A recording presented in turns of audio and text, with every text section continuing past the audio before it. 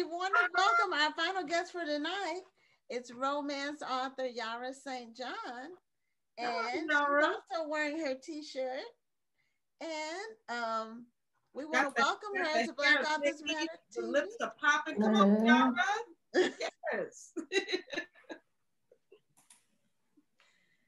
You're on, I think. There we go. Okay. I had to see what was going on there. Sorry. Okay, welcome to Black Authors Matter TV. Thank you. Thanks so much for having me. Thank you for being here. I have to ask before we get started, is that a really beautiful, colorful chair behind you, or is that a jacket? It's a sweater. It's an old sweater I've had for like 20 years. It belonged to my mom. And so I've had it. It's colorful. Well, that shows that some things never really go out of style. Exactly. Or a lot of times the styles circle back. A lot of the styles circle back. They do. They really do. So Yahrah, tell us about how you've been writing romance for a long time. And, I have. Because I've worked with you to promote your books, and that's been going on for a long time as well. And so I didn't know the number of books that you published. So I am with my new release, Blind Date with Spare Air, coming out August 24th. This will make number 39. Come on, 39? Wow. Yes. So how in the world? I mean, we ask people this all the time. Whenever they come on the show, we find out they've written as many books as you have, or even more. We always ask, first of all, how do you find the time to write, and how do you find so many ideas? So it's funny because I actually work full-time. I still work full-time. I know I'm one of the few authors that still work full-time, and writing is kind of like my side hustle. But I love it. I love what I do, and I mainly write on the weekends. That's when I do the majority of my writing. So I can sit in front, like this weekend, I sat in front of the computer from like 8 to 12. I took a break. Me and my husband went to the movies to see Black Widow, came back. I wrote for another 2 or 3 hours, ate some dinner, and then chilled out. You give yourself, I don't want to say a limit, but do you have a minimum that you feel like you have to write in that amount of time? Yes. Typically on a weekend day, I love to write about 20 to 30 pages on a weekend. When I'm really in the midst of a new book, I will try to write during the week. Sometimes that's difficult depending on my work schedule, but I'll try to write about 10 pages in the evening, 10 to 15, depending on, what I've got going on. If I get home too late, or, my hubby's not cooking dinner and I'm the one in charge of dinner. So then it might be, 5 to 10 pages, but that's usually what I try. That's always my goal, is to write at least 10 pages. And if I don't make it, as long as I've written something, I'm happy. But my goal is always 10 pages. Yes. And I find when I do write consistently like that, so I was just finishing up a sequel to a book that I'm long overdue getting out. And I just found that because I was writing every day, the ideas and the inspiration, everything was just coming, quicker. Yeah, it does. It does happen like that. I'm behind on some of my writing, but I'm behind. I'm not even going to front. One day I'm just going to shock all of y'all and come up with about 3 or 4 books at one time. Yeah, I had to table some stuff to get my children's book finished. And, with that is the art, the illustrations. You really have to, it's a whole different thing. The words are wonderful. Quick. The words are quick, but the illustrations, it takes months to get all of those right. And so anyway, I'm still working on my sequel to my novel. And at some point it will come out. Hopefully my previous readers won't forget the characters and everything of the first book. Or maybe they'll have to reread the first book and I can regenerate sales. Anyway. That's what I'm hoping. So the book I just finished and it's being edited is a sequel to Claimed by the Hero. So I'm hoping my fans, they've all asked me, when is the second book coming out? It's literally been like 9 or 10 months. I thought you did trade size books. Oh, I do. This is when I'm doing my self-published work. So I I do publish, self-publish on my own through Amazon, you know. Okay. And so, yeah, I'll do these on my own. Okay, I didn't know you. I didn't know you did. I think because you with Harlequin. With Harlequin, yeah, I do. I write for Harlequin Desire. But yeah, I try to do 1 or 2 a year. Just depends on what I've got going on. And I had a couple of Harlequin Desire books just due in succession. So I just couldn't get to my own book and get to the sequel. So I know my fans are hammering for that. So I'm going to try to get it. I got it done. So I'm just getting it edited now. How long do you, are your books normally? Normally for a Desire book, it has to be a straight like 250. It's 50,000 words. So, but my own books, what I like is it gives me that freedom to write the length of book, however long I want it to be. And so I found that they're closer to where I used to be when I started writing for, you know, when I originally started 17 years ago, I was writing for BET Books, Arabesque, and they were like 75,000 words. So I tend to find that when I'm self-pubbing, I'm closer to 75. Sometimes I'm around 70. Right now, the book I just finished is getting edited, Seduced by the Seal. It's about 65, but I feel with the edits, I'll end up around 70,000. So yeah. You write some pretty, I'm not going to say lengthy, but right now, a lot of the, a lot of authors are going to shorter books. Yes. About 125 words, or excuse me, 125 pages or so. Yes, I've been finding that seems to be the new trend right now, these novellas. And I participated in one at the first of the year with Sherelle Green and Cheryl Lister and a few other folks. And it was my first time writing a short one. I'm used to a longer story. So 10,000 words is like, what? I can barely get the story told. and I'm trying to wrap it up. It does kind of help you to edit your thoughts a little bit, because you can't put everything that you would normally put. Like my last full-length novel was Twilight. And that book was probably close to 300 pages. And I wrote a novella last year, Trust, and I only wrote 125. And I'm like, I feel like I could have expanded on this part. I could have done a little more, but I can't. It was supposed to be a novella. Yeah, it's yeah, exactly. And so speaking of novellas, I did just recently for July 5th, it just came out. It's an online serial I did for Desire, but it's a novella. They wanted 10,000 words. It ended up being 12,000 because I just couldn't do it. but so they're debuting a chapter every day. So from July 5th to July 29th, you get a chapter of the 12,000 page Winning Back His Wife serial. But yeah, I did find that it forces me to be tighter with the story. But I do prefer being able to tell a bigger story. And I like having all those fun secondary characters, and, you know, they always end up taking a life of their own. So what platform are you doing the book where they're doing the chapter a day or whatever you said? It's on harlequin.com. Yeah. Okay. Yeah, it's on harlequin.com, and there's a link. Of course, I don't know because it's not the easy link.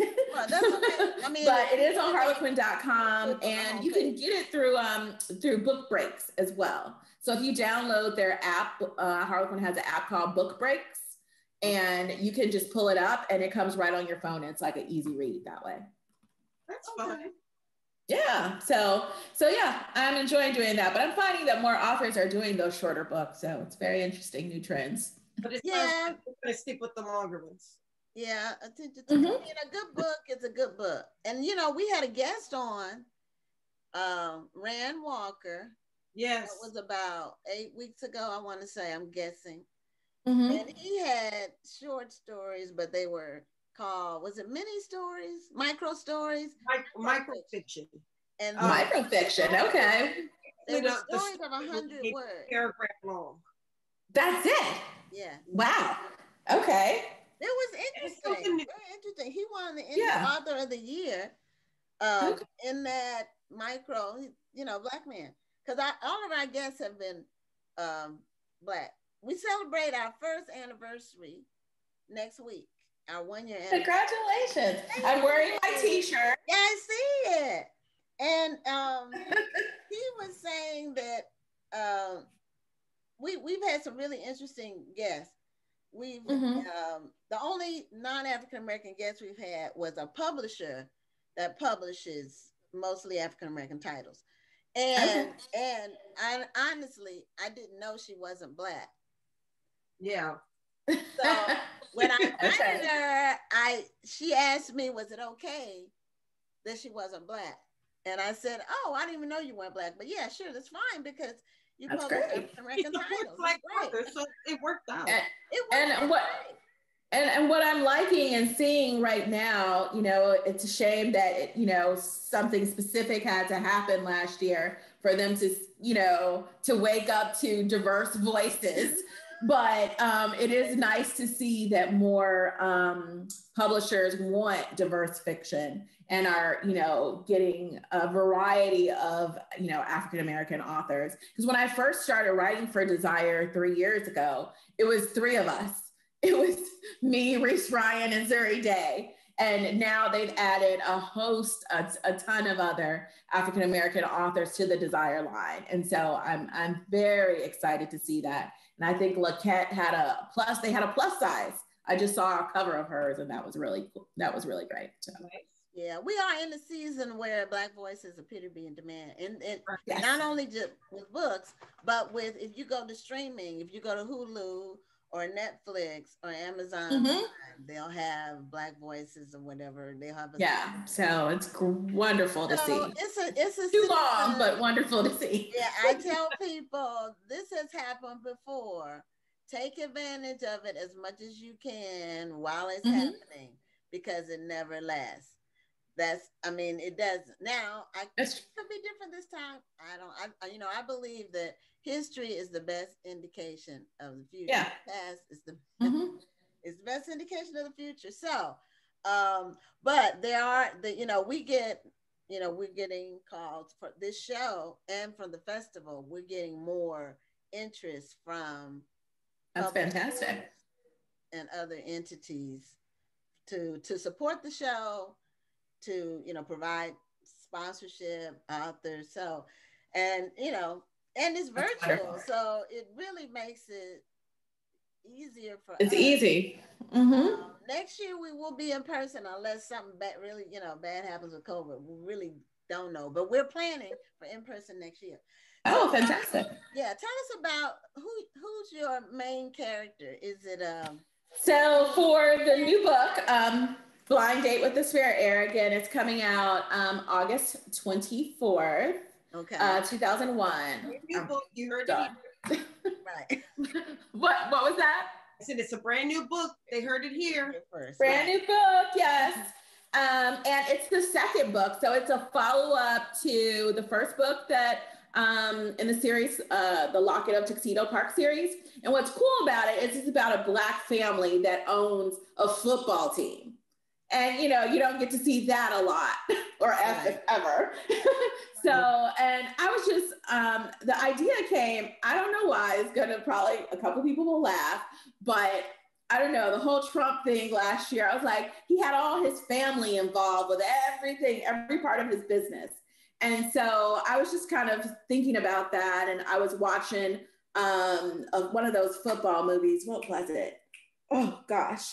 It wasn't Draft Day, but I think it was the one with Jamie Foxx. I can't remember. Yes. I was watching Any Given Sunday. Thank you. And it came to me, I'm like, what if an African-American family owned a football team and all the siblings? So what it is all the siblings have a book. So the first book was Consequences of Passion that came out in April this year. And this tells Roman's story. He's the CFO of the football team. And so the second book, which will be Blind Date with the Spirit Air, which comes out in August, will be the second brother, Julian. He's the middle son. And what's cool about his story is it's kind of like a revenge story because his love interest, Elise Harper, has what's the word I'm looking for? She thinks Julian's father swindled her father out of his share of the football team. So she's trying to get some dirt on the family. So in the hopes she can get her father vindication for losing out on his shares of the Atlanta Cougars football team. I'm seeing series. I'm seeing a football version of Empire, Greenleaf. Oh, yes. Yes. Yes, very strong, dramatic characters. For the book. Sorry, what was that, Gwen? You had to do a lot of research for the book. I totally did because I knew nothing about football. Okay. If any of my family or friends know me, I'm a basketball girl. Knew nothing about football. I watch one game a year. You knew nothing about football, but you decided to shape this entire book series on football. So what did you do? Did you call your football loving friends and say, what if? I certainly did. I was calling my football friends. I'm watching, any given Sunday, draft day. I'm watching Remember the Titans. I'm watching anything I could about football. Jerry Maguire. Oh, okay. But I'm a football is my favorite sport. I'm a big football fan. So you could have called me. Yes, I really did. And I just had to research. And what I did is I started kind of modeling it a little bit after the Texas. See, I'm not a football fan. What's the big team in Texas? Houston Texans. The Dallas Cowboys. Thank you. Oh, Dallas Cowboys. Okay. Yes. Texans win. When she said Texans, I'm not a fan. She said Texans, so I thought are the oldest of the Texans are the oldest of the football of the National Football League. You know how when they say ain't nobody coming to see you, Otis? Yeah, I know. Ain't nobody coming to see who my team is. Seattle. That's my team. Okay. A Dallas fan. I was a lifelong Dallas fan, but I got tired of losing after 20 years of them not going to the playoffs, and then they re-signed Tony Romo. We're gonna lose fans. You can't say about the Cowboys.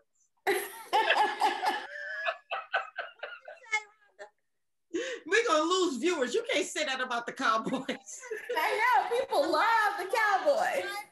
My whole life. My brothers adopted the team when they were like 8 or 9 years old. That was the only team I knew. So I was a lifelong Dallas fan. But they had when was the last time they won something? With Aikman. You know how long ago that was? It's been a long time because I was doing the research. Sitting on the sidelines during the playoffs. They have five Super Bowl rings, but that 5th Super Bowl ring came a long time ago. But I'm not gonna say, and they have 5. My team has 4. Aikman. That was the 90s. They hadn't done anything. I got tired when they re-signed Tony Romo. I knew he wasn't going anywhere. So that's when I was out of there. I knew Tony Romo was a horrible quarterback. And you know what? I hate to hear him commentate right now because he acts like he knows football. And if he did, he could have won some games. Anyway. We went down a tangent. I watch it. Every Sunday. I had NFL ticket. Not my husband, me. I paid for NFL ticket for years so I could watch Seattle play. That's the only way I can watch Seattle play every Sunday. See, the Cowboys fans are coming for you in the I like a winning team. You got to win sometime. And you can't take 20 years and they're still not winning. You need to win sometime. That's all I'm saying. That's right.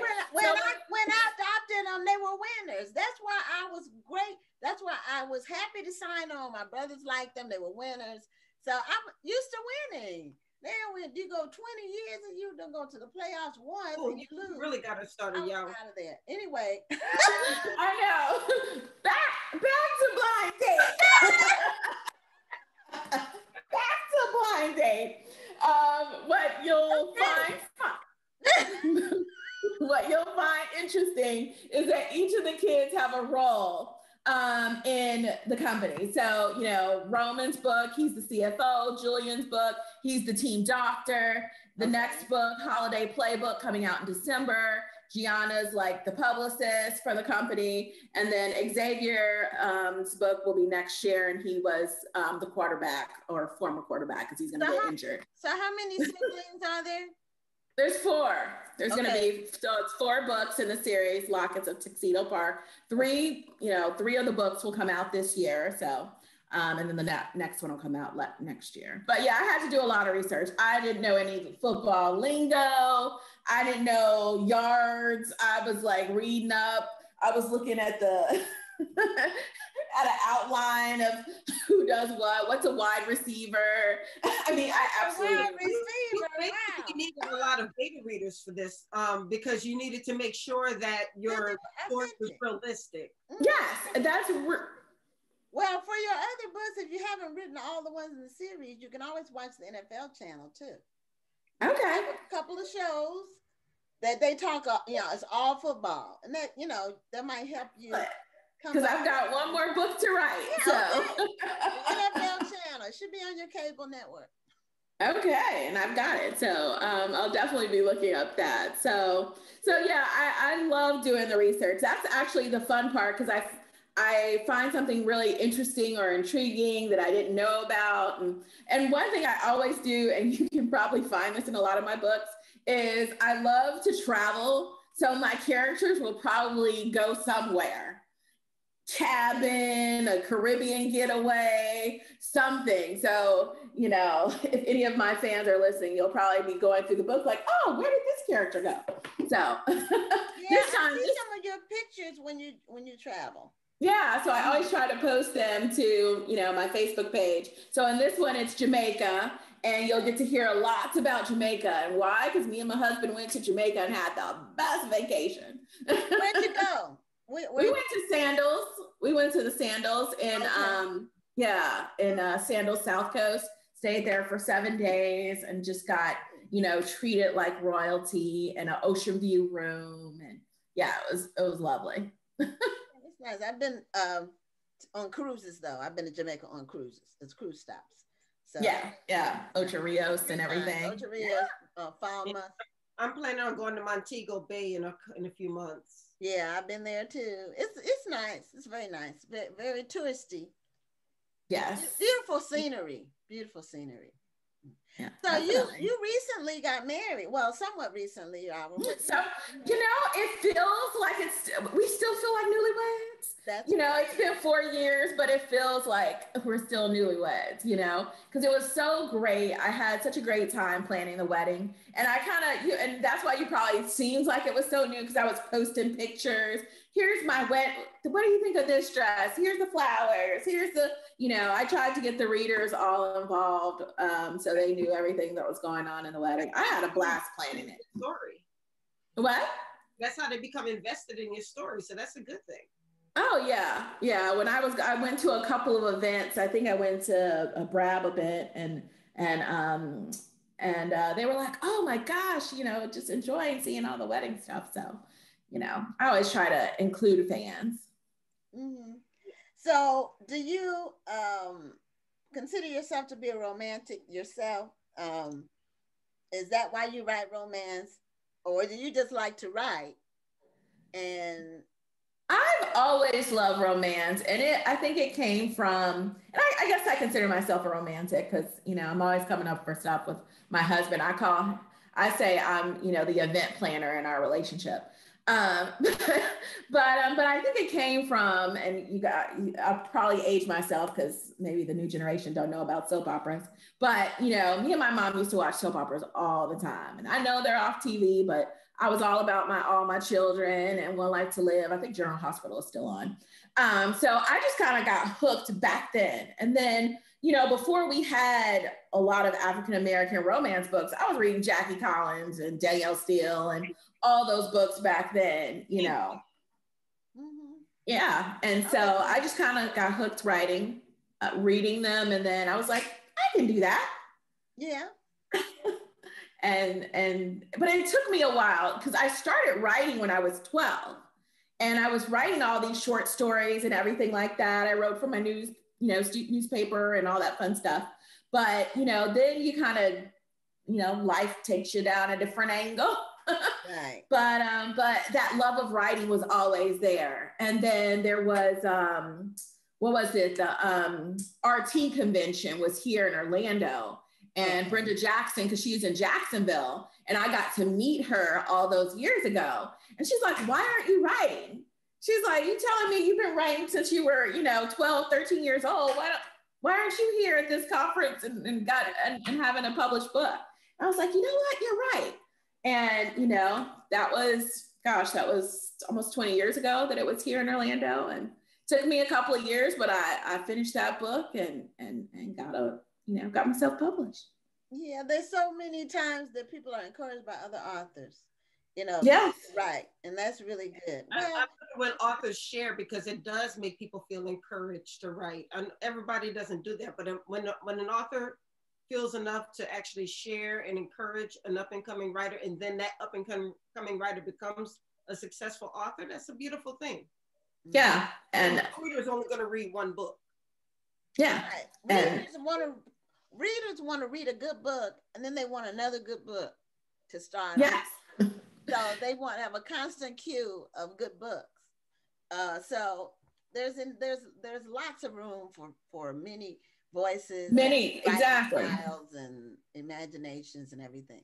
Well, we're at 9:00 exactly, and that's when our show generally ends. So, okay. But can you remind us, please, about your books, where we can find them? And then, absolutely. I know you have a couple of different series, so if you want to talk a bit about that, we'll give you the final word. Oh, thank you so much. So my new series, Lockets of Tuxedo Park, my new book, Blind Date with the Spirit Air, comes out August 24th. So it's available wherever books are sold, ebook, Amazon, Barnes and Noble, Kindle, all those fun things. You can find me at yahrahstjohn.com. I am on social media. I stay in the lanes that I'm good at, which is Facebook and Instagram. I dabble in a little of Pinterest and YouTube and BookBub and Twitter. Pardon? No TikTok? I haven't mastered TikTok, I'm afraid. So I try to stay in the lanes that I'm good at. I hope to eventually get on TikTok, but I'm not there yet. Well, don't feel bad. I've never even been on TikTok. And I don't plan to. It's just too much. I can only do so much well. I'd rather do exactly. I want to do something well. Exactly. Yeah. So I'm good at Facebook and Instagram. Right. And and I stick with that. And I stick with that. I keep my Amazon, author page current. I keep my website current, yahrahstjohn.com. So you can always find me there. You can always email me at yahrah@yahrahstjohn.com. I answer every email typically within 24 hours. So if you email me, I'm going to respond. And same thing, if you comment or anything on Facebook, you'll typically get a response from me in 24 hours. Okay, we had one question directed to you, so I wanted to present this to you before we close. That she asked, Bernita Francine said, what kind of work do you do for a living outside of writing? Oh, it's completely boring. I am a property manager by day. I manage office buildings. I'm a general manager, actually, is my title. And I manage several other property managers underneath me in different markets in the Orlando, Lake Mary, and Tampa markets. I manage roughly about almost a little under 1 million square feet of office, lots of different tenants, and my job is comprised of wearing a lot of different hats. Okay. Yeah, there's lots of different professional people that end up writing, on the side of for a living or doing things. So it's interesting. So Yahrah, thank you so much for being a guest on Black Authors Matter TV. And thank you, Gwen, so much for having me and for supporting me all these years. I really, really appreciate it. Oh, you're very welcome. And we look forward to lots of additional books coming out continuously for years to come. Yes, it's coming your way. Okay. Have a great night, Yahrah. You too. Bye-bye. Bye, Rhonda. Bye. Gwen.